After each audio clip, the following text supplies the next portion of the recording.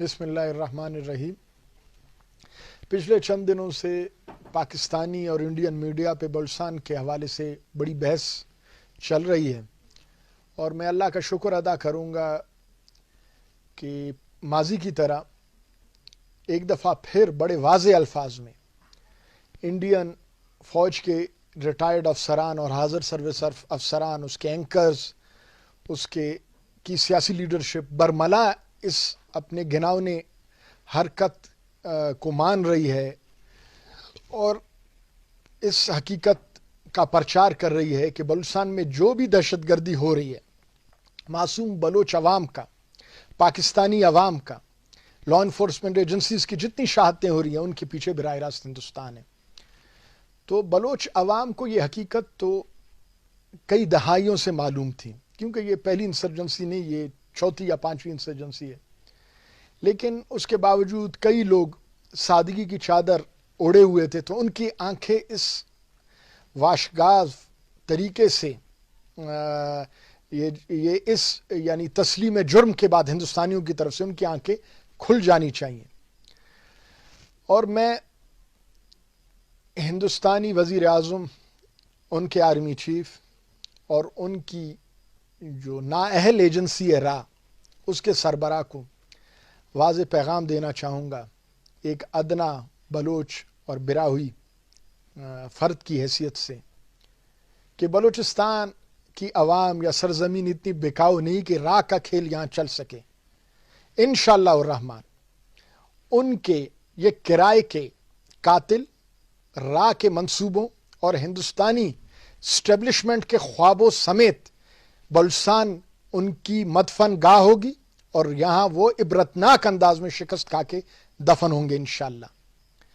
بلوچ عوام نوری نصیر خان کے ورثہ ہیں، وہی نوری نصیر خان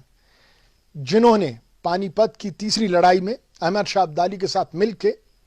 ہندو بنیے کو فیصلہ کن شکست دی، اور دہلی کے دروازے پہ ان کے تلوار کے اس وقت کے نشانات آج تک تاریخ کا ایک سنہرا باب ہے، اور بلوچ براہوئی عوام کے لیے سر فخر سے بلند کرنے والا مقام ہے تاریخ کی اس حقیقت کے حوالے سے۔ پہلے بھی جو انسرجنسیز ہوئی، ہندو بنیا اس انسرجنسیز کے پیچھے رہا، تو ہندوستانی یہ جو لوگ جو آفیشلز یہ جو اچھل کود رہے ہیں، وہ ذرا پہلے یہ جواب دیں کہ ان انسرجنسیز میں جو ان کا عبرتناک انجام ہوا، وہ کس کو منہ دکھا رہے ہیں اور کیسے وہ بڑی باتیں کر رہے ہیں۔ وہ یاد رکھیں یہ بنگلہ دیش نہیں، یہ بلوچستان ہے، اور یہاں لا الہ الا اللہ محمد رسول اللہ کے ماننے والے ہیں، اور ہندو بنیے کا وہ حشر ہوگا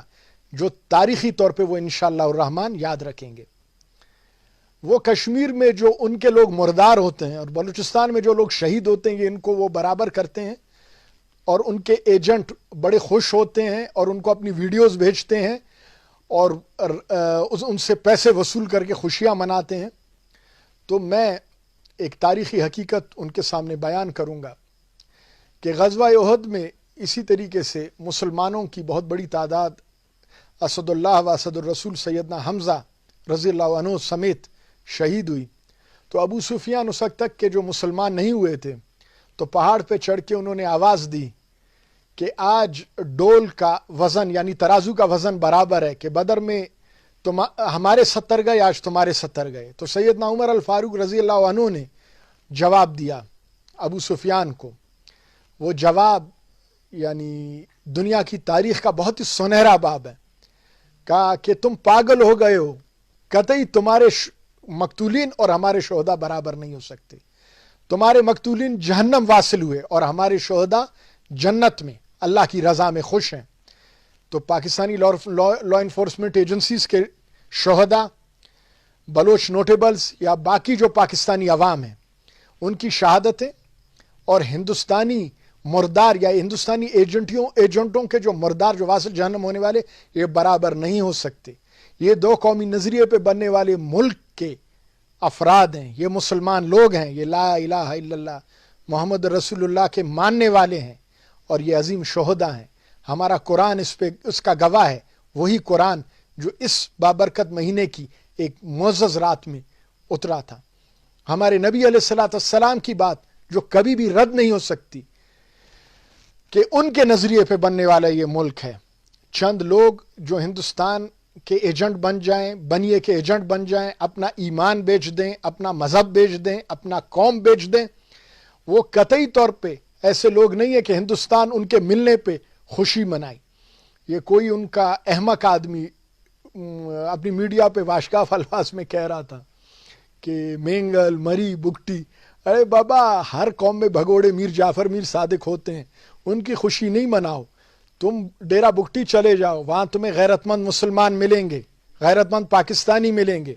تم کوہلو چلے جاؤ، انشاءاللہ کہاں چلے جاؤ جو مریوں کے علاقے کی بات کر رہے ہو،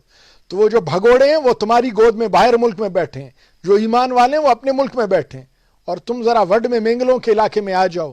تو تمہارا سارا کچا چھٹا کھل جائے گا. تو میں یہ مطالبہ کروں گا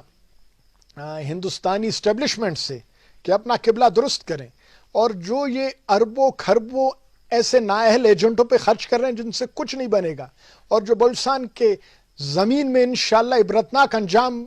کو پہنچ کے دفن ہوں گے، تو وہ اپنا پیسہ ان پہ خرچ نہ کریں. بہتر ہے یہ پیسہ آپ اپنا ان کروڑوں لوگوں پہ خرچ کریں جو فٹ پاتھوں پہ ننگے بھوکے سوتے ہیں، ان لوگوں پہ خرچ کریں جو دسیوں تحریکیں آپ کے ملک میں چل رہی ہیں، علیحدگی پسند، خالصتان کی تحریک چل رہی ہے، باقی تحریک چل رہی ہیں. آپ ان لوگوں کو مطمئن کریں. خود یعنی اپنے گریبان کے شہتیر کا تو آپ دیکھ نہیں رہے ہیں، اور دوسرے کے آنکھوں میں تنکا ڈھونڈنے کی آپ کوشش کر رہے ہیں. تو پاکستان ہمیشہ قائم رہنے کے لیے ہے، اور بلوچستان پاکستان کا سب سے بڑا مورچہ ہے.